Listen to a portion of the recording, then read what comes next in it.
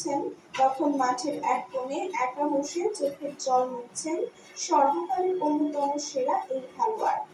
সতীর্থরা এসে তাকে জড়িয়ে ধরছেন, কোচ স্কালোনি তাকে সান্ত্বনা দেওয়ার চেষ্টা করছেন, কিন্তু কিছুতেই থামছে না সেই চোখের জল।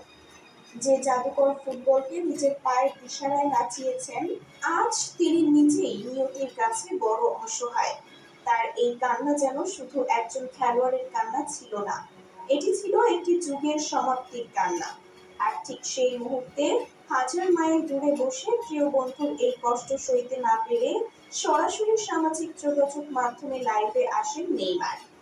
বার্সেলোনা থেকে পিএসজি দীর্ঘদিনের পথ চলায় তারা শুধু সতীর্থই ছিলেন না, হয়ে উঠেছিলেন আপন ভাইয়ের মতো। একসময় সুয়ারেজকে নিয়ে তাদের করা সেই জাদুকরী আক্রমণ ভাগের স্মৃতি আজও ভক্তদের চোখে ভাসে। লাইভের শুরুতেই দেখা যায় নেইমারের চোখ ছলছল করছে, গলা ধরে আসছে আবেগে।